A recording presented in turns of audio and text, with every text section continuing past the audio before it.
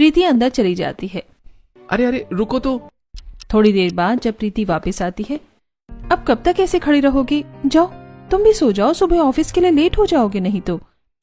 उसके बाद दोनों अपने अपने कमरे में सोने चले जाते हैं। प्रीति और रोहन पिछले 3 साल से रिलेशनशिप में थे। दोनों अक्सर अपनी बालकनी पर आकर एक दूसरे से बात किया करती थी, जिसे देखकर प्रीति की भाभी को उस पर शक होने लगा था।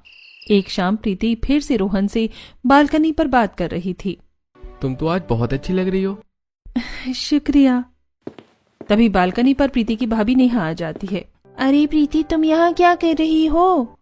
अपनी भाभी की आवाज सुनकर प्रीति घबरा जाती है और उधर से सामने से रोहन भी डर जाता है। रोहन तो डर की वजह से अपने कान पर उल्टा फोन लगाकर बात करने का नाटक करता है। अरे हाँ भाई बोल, मैं तो घर पर ही था। और क्या चल रहा है? तब नेहा अपनी बालकनी से चिल्लाकर रोहन को कहती है, अरे रोहन, तुमने अपना फोन उल्टा पकड़ा है। स्क्रीन हमें दिख रही है और पता चल रहा है कि कोई कॉल नहीं आया। ये बात सुनकर रोहन शर्मिंदा हो जाता है और शर्माते हुए कहता है, हाँ भाभी, क्या है ना, कॉल कट गया होगा। आपके आने से पहले मैं फोन पर ही बात कर रहा था। इतना कहकर रोहन दुम दबाकर अंदर अपने कमरे में चला जाता है, जिसे देखकर प्रीति अपने मन में सोचती है, कैसा लड़का है, ठीक से एक्टिंग करनी भी नहीं आती, इसकी वजह से अभी फंस जाती मैं। तभी नेहा प्रीति से कहती है, और प्रीति तुम क्या कर रही हो? पढ़ रही थी? हाँ भाभी, अभी एग्जाम पास आने वाले हैं तो उसी की तैयारी कर रही हूँ। प्रीति की बात सुनकर नेहा हंसने लगती और हंसते हुए कहती है, लगता है तुम्हें भी उल्टी किताबें पढ़ने का बहुत शौक है। प्रीति देखती है कि उसने भी किताब उल्टी पकड़ी हुई है। नहीं भाभी, ऐसा कुछ नहीं है। इतना कहकर प्रीति घर के अंदर भाग जाती है। इस तरह दिन गुजर रहे थे। एक दिन नेहा अपना सिर पकड़कर बैठी हुई थी। तब वहां प्रीति आती है और उससे पूछती है, क्या बात है भाभी, आप इस तरह परेशान होकर यहाँ पर सोफे पर क्यों बैठी हैं? बस क्या बताओ, मेरे सिर में बहुत ज्यादा दर्द हो रहा है। मेरा काम करने का बिल्कुल भी मन नहीं कर रहा। मुझे थोड़ा रेस्ट चाहिए और इतना काम पेंडिंग है, समझ नहीं आ रहा सब कैसे होगा। अरे भाभी, मेरे होते हुए आपको इन सब चीजों की टेंशन लेने की कब से जरूरत पड़ गई? हाँ प्रीति, लेकिन मैं तुम्हें भी परेशान नहीं करना चाहती। लेकिन भाभी, आखिर इसमें परेशानी की कौन सी बात है? आप पूरे दिन हमारे लिए इतना कुछ करते हैं, तो क्या मैं आपकी मदद के लिए इतना भी नहीं कर सकती? अब आप यहाँ पर आराम से बैठिए, आपको कोई भी काम नहीं करना। मैं अभी जाकर सारा काम खत्म कर देती हूँ। वहीं प्रीति दूसरी तरफ घर का सारा काम खत्म करती है। वहीं दूसरी तरफ नेहा खुश होते हुए खुद से कहती है, यही फायदा होता है एक प्यारी और भोली ननंद होने का। कभी भी उल्लू बनाकर कोई भी काम करवा सकते हैं। अब मैं आराम से बैठकर यहाँ पर फोन देखूंगी और मेरा काम अपने आप हो जाएगा। इस तरह कई बार नेहा प्रीति को उल्लू बनाकर उससे घर का काम करवा लेती थी। एक दिन नेहा प्रीति से इस बारे में बात भी करती है। प्रीति अपने कमरे में तैयार हो रही थी, तब उसके कमरे में नेहा आती है। अच्छा प्रीति, मुझे तुमसे कुछ पूछना था। हाँ भाभी, बताइए क्या बात है? बस मैं यही पूछना चाह रही थी, क्या तुम्हारी जिंदगी में कोई लड़का है? नहीं भाभी, ऐसा तो कुछ भी नहीं है। आपको ऐसा क्यों लग रहा है? कुछ नहीं, बस अब यूँ है ना कि तुम्हारी शादी के बारे में तो बातचीत चलेगी, बस इसीलिए तुमसे पूछ रही थी कि क्या कोई लड़का तुम्हें पसंद है या तुम्हारी जिंदगी में कोई लड़का है? नहीं भाभी, ऐसा कुछ भी नहीं है, मैं चलती हूँ। प्रीति अपना बैग लेकर वहाँ से चली जाती है। अच्छा, तुम ऐसे नहीं बताओगी ना? कोई बात नहीं, सच तो मैं सबके सामने लाकर ही रहूंगी। उसके बाद दिन गुजर रही थी। वहीं दूसरी तरफ रोहन के घर में, अरे बेटा, ये देखिए लड़की की फोटो है, बता तुझे कैसी लगी? मुझे ठीक नहीं लगी। लेकिन तूने तो अभी तक लड़की की फोटो देखी भी नहीं है। एक बार लड़की की फोटो को नजर उठाकर देखा तक नहीं है और सीधा ही रिजेक्ट कर दिया। अभी मुझे शादी की कोई जल्दी नहीं है माँ। और कब करेगा शादी? बुढ़ापे में करेगा क्या? पता नहीं कब जाकर शादी करेगा, कब मुझे मेरी बहू का चेहरा देखने को मिलेगा, समझ में नहीं आता। बहू का चेहरा तो आप हमेशा देखती हो। क्या कहा तूने? अब कुछ भी तो नहीं कहा। उसके बाद वहीं दूसरी तरफ कुछ दिन बाद प्रीति के घर में सुनीता और नेहा प्रीति को एक लड़के की फोटो देते हैं। ये क्या है? तुम्हारे रिश्ते के लिए है, देखो अच्छा है ना लड़का। मम्मी, मुझे अभी शादी नहीं करनी है, इस बारे में पहले भी हमारी बात हो चुकी है। लेकिन तुम्हारे कहने से क्या होगा, अब तो हमने बात आगे बढ़ा ही ली है और तुम्हें शादी क्यों नहीं करनी है? बस मुझे नहीं करनी। ऐसे कैसे नहीं करनी है, अब तो हमने बात आगे भी बढ़ा दी है। हाँ बिल्कुल प्रीति, अब तो बात आगे बढ़ चुकी है और लड़के वाले तुम्हें इसी संडे को देखने आ रहे हैं। उसके बाद ये सब सुनकर प्रीति को बहुत ज्यादा गुस्सा आ जाता है। मैं किसी से भी शादी नहीं करूंगी। मैंने एक बार ये कह दिया तो कह दिया। मुझसे बिना पूछे आप लोग ऐसा फैसला कैसे कर सकते हैं? देखो प्रीति, इन सब बातों में अब गुस्सा करके कोई फायदा नहीं है। मैंने तुमसे पहले ही पूछा था तुम्हें कोई लड़का पसंद है या नहीं। अब अगर तुम्हें पसंद नहीं है तो हमें ही तो तुम्हारे लिए ढूंढना होगा। तभी प्रीति को और गुस्सा आ जाता है और वो गुस्से में सब सच कह देती है। मैं एक लड़के को पसंद करती हूँ और मैं उसी से शादी करूंगी। लो जी मम्मी जी, हमारा तो काम हो गया, हमने तो सच निकलवा ही लिया। हाँ, हमारा तो हो गया। पता नहीं किस लड़के की फोटो उठा कर ले आई थी। तुम चलो अब बताओ कौन है वो लड़का? वही रोहन है ना? यहाँ ये सब क्या चल रहा है? अरे बुद्धू, हमने तो तुम्हारे इस चक्कर के बारे में पहले से ही पता है। हम तो बस तुमसे तुम्हारा सच निकलवाने की कोशिश कर रहे थे। तुम्हें इतना शर्माने की जरूरत नहीं है। बिल्कुल, मैं इस बारे में तुम्हारे पापा से बात कर लूंगी। मुझे भी लड़का पसंद है। चलो फिर हम आगे बातचीत कर लेते हैं। उसके बाद दोनों के घर वाले आपस में बातचीत करते हैं। अब समझ आ रहा है कि हमारा बेटा शादी के लिए इतने टाइम से मान क्यों नहीं रहा था। अरे अगर ऐसी ही बात थी तो हमें पहले ही बता देता। हमें भी इसकी भाभी की वजह से ही पता चला, वरना ये भी हमें कहाँ बताने वाली थी। अरे तो ठीक है, फिर हम अच्छा सा शुभ मुहूर्त देखकर दोनों की जल्दी से शादी करवा देते हैं। हाँ बिल्कुल, पास में ससुराल और मायका होने का फायदा है कि बिटिया शादी के बाद ज्यादा दूर नहीं जाएगी और किसी चीज में परेशानी भी नहीं होगी। पास में रिश्ता मिलने से सभी बहुत खुश थे और उसके बाद सभी शादी की तारीख भी पक्की कर लेते हैं और अब दोनों घरों में धूमधाम से शादी की तैयारियां चल रही थी। हल्दी और मेहंदी की रस्म दोनों की साथ में ही होती है। भैया भाभी, आप दोनों का सही है। एक कदम उधर रखो तो ससुराल, एक कदम इधर रखो तो मायका। अब देखो, इसीलिए आप दोनों की सारी रस्में एक साथ हो रही हैं। अगर आसपास ससुराल और मायका नहीं भी होता तब भी लड़का लड़के आजकल सारी रस्में एक साथ ही करते हैं। ये तो आजकल का ट्रेंड है। उसके बाद लड़का लड़की को मेहंदी लगाई जाती है और वहाँ पर सभी औरतें गीत गा रही थी और साथ में ढोलक भी बजा रही थी। ढोलक की धुन पर सभी डांस कर रही थी। इस तरह सभी खुशी में खुश हो रहे थे और मस्ती में झूम रहे थे। उसके बाद शाम को दुल्हा दुल्हन को मेहंदी लगाई जाती है। मेहंदी की भी रस्म अच्छे से होने के बाद दोनों की शादी हो जाती है। 7 फेरों के साथ और पूरी रस्मों रिवाजों के साथ दोनों की शादी पूरी होती है और उसके बाद प्रीति अपने ससुराल जाती है, जहाँ पर बड़े धूमधाम से उसका स्वागत किया जाता है। बेटा, तुम अपने दाहिने पैर से कलश गिराकर घर में प्रवेश करो। उसके बाद रात को अब तो हमें हर बार एक दूसरे को देखने के लिए बार बार बालकनी पर ही जाना होगा। क्या हुआ अगर आपको देखने के लिए बालकनी पर नहीं जाऊंगी तो? अपने घर वालों से बात करने के लिए तो बालकनी पर जाना ही होगा। इस तरह दोनों बात करते हुए सो जाते हैं और अगले दिन प्रीति की पहली रसोई थी और इसीलिए वो पहली रसोई में सबके लिए खाने में हलवा पूरी बनाती है। प्रीति चूल्हे पर आटे का हलवा बना रही थी और उसे अच्छे से मिक्स कर रही थी। इसके अंदर एक भी काट नहीं आनी चाहिए।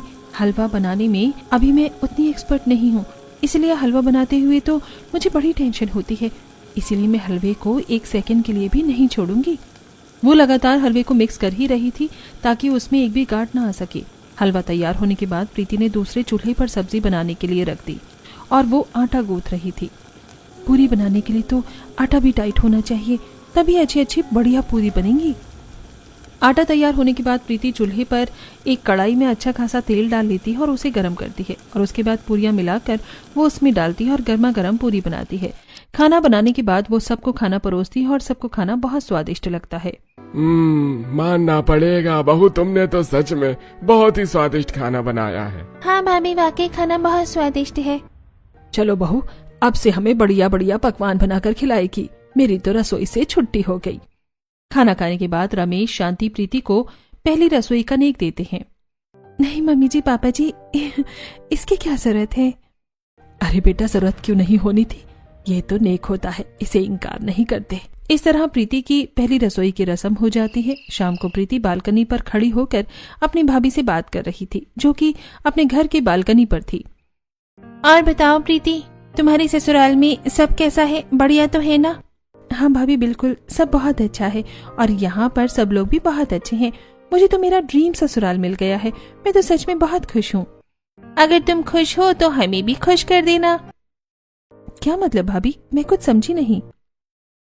मेरा मतलब है कि अगर तुम खुश हो तो हम भी बहुत खुश हैं। ओह अच्छा, आप समझी।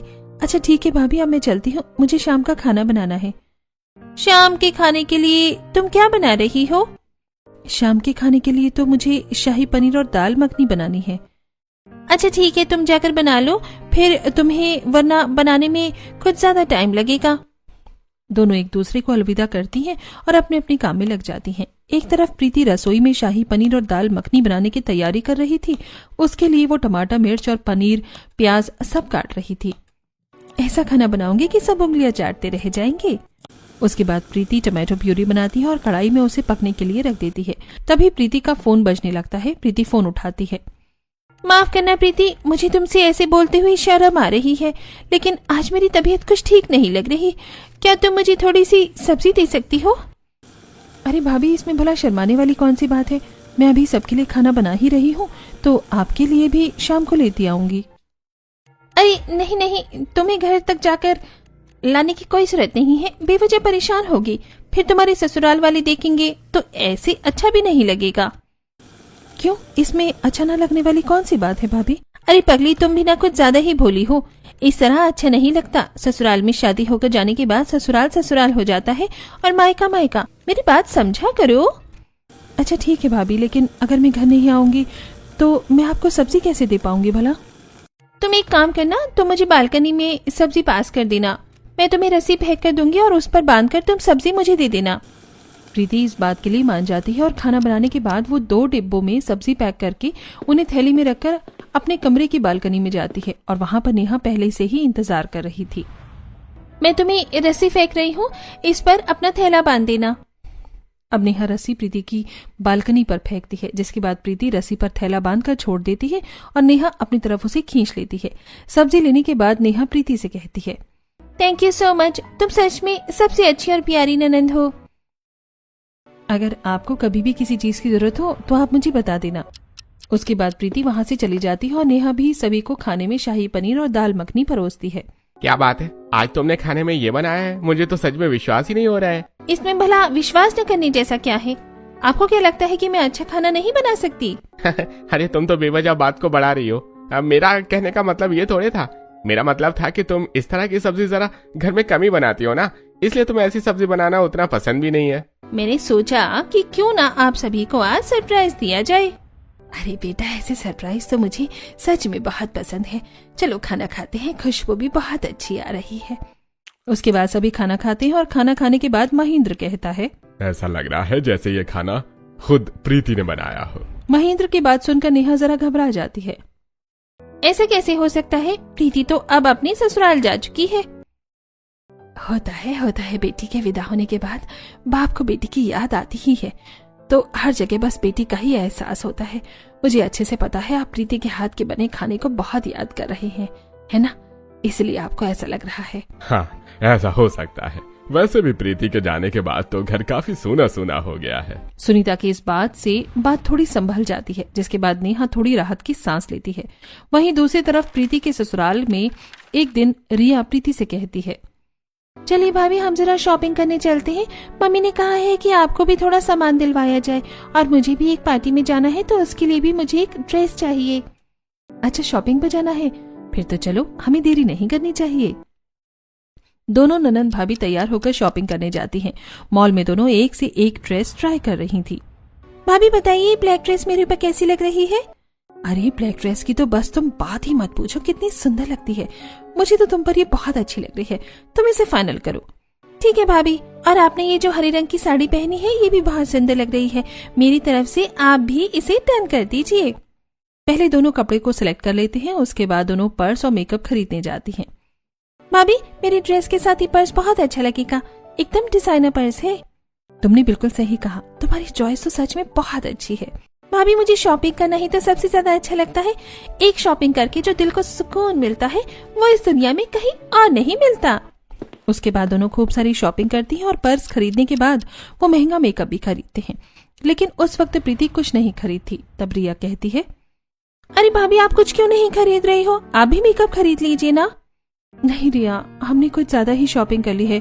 तुम्हें जो खरीदना है तुम खरीद सकती हो, लेकिन मेरे पास मेकअप रखा तो है, उसी से काम चल जाएगा। बेवजह मैं इतना महंगा मेकअप खरीद कर क्या ही करूंगी। अरे भाभी, जब मैं खरीद रही हूँ तो आप क्यों नहीं खरीद सकती? आप तो इस घर की बहू हो, आपके लिए तो और भी ज्यादा जरूरी है सब कुछ अपनी पसंद से खरीदना। इतना मत सोचो, जो आपको पसंद आ रहा है सब खरीद लो। रिया के फोर्स करने के बाद प्रीति आखिरकार अपने पसंद का मेकअप खरीद लेती है और जब वो शॉपिंग करने के बाद घर आती है तब वो बालकनी में खड़ी होकर अपनी भाभी से बात कर रही थी। प्रीति नेहा को सारी बात बताती है। आप मानोगी नहीं भाभी, 2000 की लिपस्टिक खरीदी है, लेकिन उसका टेक्सचर इतना स्मूथ है कि बस आप पूछो ही मत। मैं आपको दिखाऊंगी तो आप भी उसकी दीवानी हो जाओगी। ये सब सुनकर नेहा मन में सोचती है, इतनी महंगी लिपस्टिक है, फिर तो मुझे लेना बनता ही है। ऐसी लिपस्टिक तो मैं लेकर ही रहूंगी। तब तो दोनों वापस अंदर चले जाते हैं, लेकिन अगले दिन शाम को फिर से जब दोनों बालकनी पर आती हैं तब नेहा प्रीति को कहती है, प्रीति मुझे माफ करना, मुझे तुमसे फिर से एक मदद की जरूरत है। क्या तुम मेरी हेल्प कर सकती हो? हाँ भाभी बताइए। मुझे ना तुम्हारी वो लिपस्टिक चाहिए। मुझे एक हाई क्लास पार्टी में जाना है, तुम्हारे भैया की ऑफिस पार्टी है और वहाँ पर तुम्हें तो पता ही है मुझे अच्छा लगना चाहिए। क्या पता तुम्हारे भैया को प्रमोशन मिल जाए।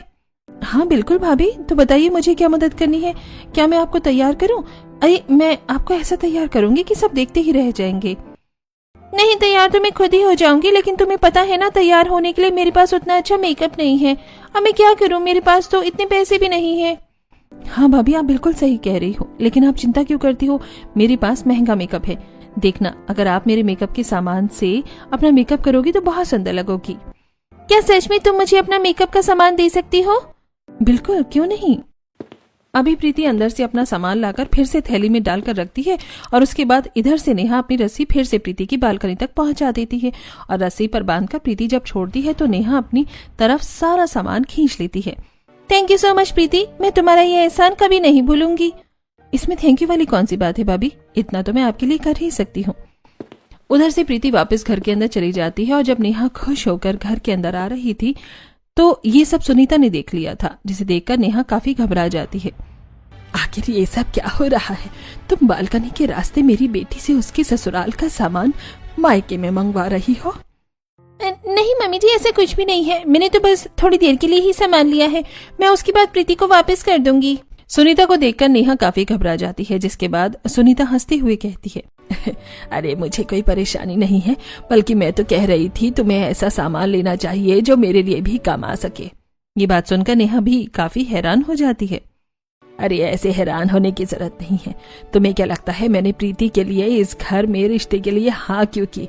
अरे इतने अमीर खानदान में मेरी बेटी का रिश्ता हुआ है तो हमें भी तो थोड़ा बहुत फायदा होना चाहिए ना। कमाल है मम्मी जी, आपकी सोच तो काफी आगे तक है। लगता है हम दोनों की खूब जमने वाली है।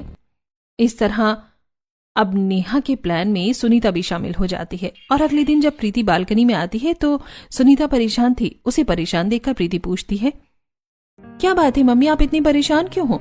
आपको इस तरह परेशान देखकर तो मुझे भी घबराहट हो रही है। बस क्या बताऊं बेटा, हमारी ना कुछ किश्त जा रही है। तेरी शादी के लिए कुछ पैसे उठाए थे, बस उसी में सारे पैसे चले जाते हैं और तेरे भैया का प्रमोशन भी नहीं हुआ। अभी घर के हालात बिल्कुल भी ठीक नहीं चल रहे हैं। ठीक से दाल रोटी चल रही है, बस वही बड़ी बात है। कहाँ मम्मी, घर में इतनी बड़ी बात चल रही है और आपने मुझे बताया तक नहीं। कोई बात नहीं, मैं इनसे बात करूंगी, ये आपकी मदद जरूर करेंगे। अरे नहीं नहीं बेटा, इस बारे में किसी को भी जिक्र मत करना। अगर तुम ससुराल वालों से सीधा मदद लोगी तो ससुराल में तुम्हारी वैल्यू डाउन हो जाएगी और मैं ऐसा बिल्कुल भी नहीं चाहती। और तो और तेरे भाई को भी इस बारे में पता नहीं चलना चाहिए, उसे भी अच्छा नहीं लगेगा तुझसे इस तरह मदद लेना। तो आप ही बताइए मम्मी, मुझे ऐसे में क्या करना चाहिए? मैं आपको इस तरह परेशान भी तो नहीं देख सकती। बेटा ऐसे में कहना तो अच्छा नहीं लगता, लेकिन अगर तू थोड़ा बहुत राशन पानी का सामान मुझे यहीं से छुप कर दे देगी तो मेरी वो बहुत मदद हो जाएगी। ठीक है मम्मी, आप चिंता मत कीजिए, मैं सारा इंतजाम कर दूंगी। अब इस तरह प्रीति राशन पानी का भी सामान अपने ससुराल की बालकनी से अपने मायके की बालकनी तक पहुंचा देती है। कभी वो बालकनी से चावल दे रही थी तो कभी दाल। एक दिन वो बालकनी से ड्राई फ्रूट्स अपने घर वालों को दे रही थी, तभी कमरे में रोहन आ जाता है। रुको मम्मी, अभी अंदर कोई है, मैं थोड़ी देर में सामान दूंगी। प्रीति अंदर जाती है। वहीं दूसरी तरफ गली में नीचे एक आदमी गुस्से में जा रहा था। अरे भाई, मेरी तो किस्मत ही खराब है, मेरे साथ कभी कुछ अच्छा नहीं हो सकता। रोहन को शर्ट देने के बाद प्रीति फिर से बालकनी में आती है और वो ड्राई फ्रूट का डिब्बा जल्दबाजी में ठीक से नहीं बांध पाती, जिसकी वजह से सुनीता जबरदस्ती खींचती है तो उसके पास खाली रस्सी चली जाती है। अरे ये क्या हो गया। और वहीं दूसरी तरफ ड्राई फ्रूट का डिब्बा नीचे उस आदमी के सर पर गिर जाता है। तब वो गुस्से में ऊपर देखता है तो प्रीति और सुनीता दोनों छुप जाती हैं। अरे कौन है जो मेरे सिर पर ऐसे वार कर रहा है? हिम्मत है तो सामने आओ, मेरी किस्मत को तो वाट लगी पड़ी है, आज का दिन ही खराब है।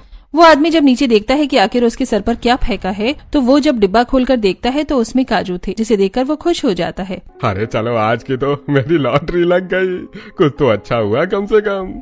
एक दिन प्रीति घर में काम कर रही थी, तब शांति उसके पास आती है। बेटा, तुम्हें ऐसा नहीं लग रहा कि आजकल राशन बहुत जल्दी खत्म होने लग गया है? मैंने अभी पिछले हफ्ते ही राशन मंगवाया था और अब रसोई में राशन ही नहीं है। ऐसा कैसे हो सकता है? ये बात सुनकर प्रीति घबरा जाती है, क्योंकि उसने आधे से ज्यादा राशन तो अपने मायके पहुंचा दिया था। मम्मी जी, मैं इस बारे में कुछ नहीं जानती। अब जितना राशन इस्तेमाल होगा मैं उस हिसाब से ही इस्तेमाल करती हूँ। प्रीति ठीक से शांति को जवाब नहीं दे पा रही थी, तभी वहाँ पर रमेश आ जाता है।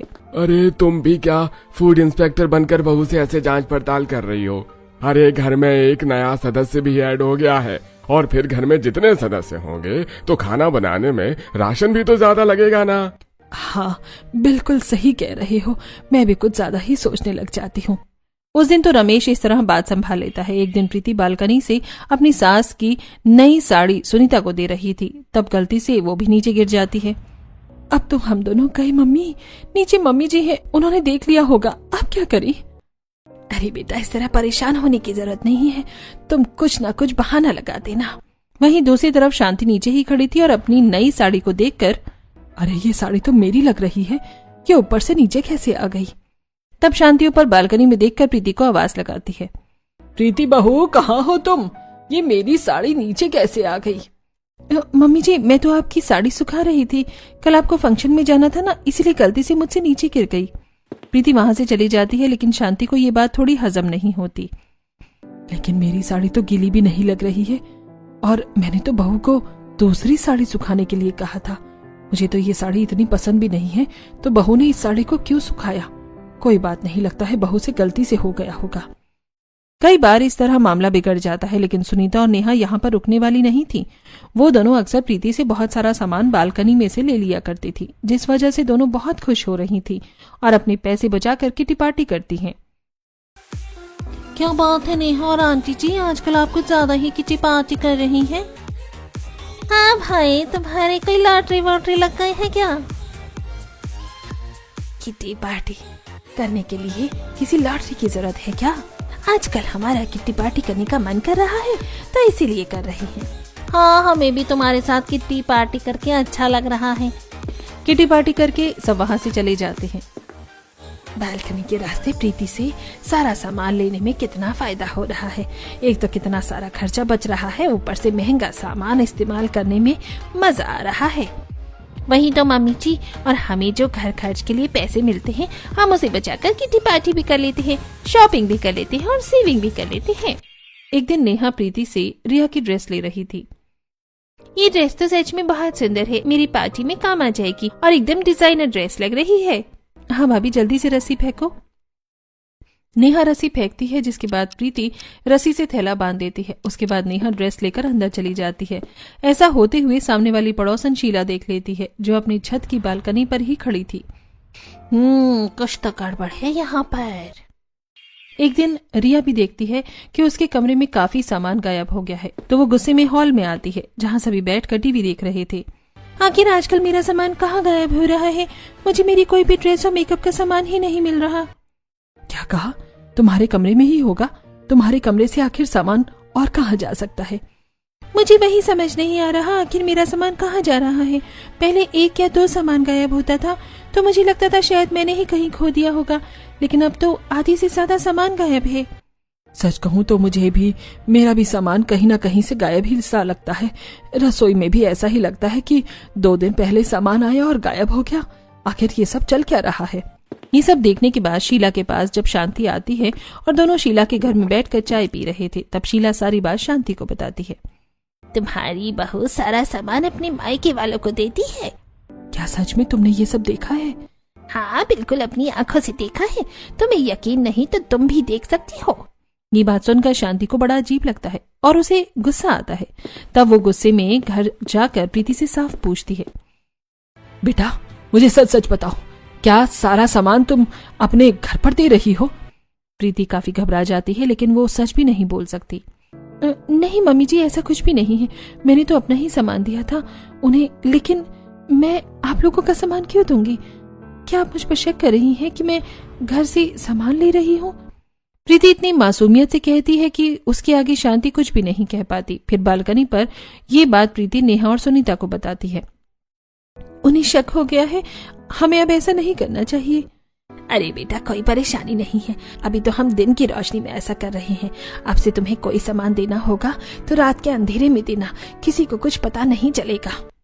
सुनीता और नेहा का लालच काफी बढ़ चुका था, इसलिए वो प्रीति को ऐसा करने के लिए कहती हैं।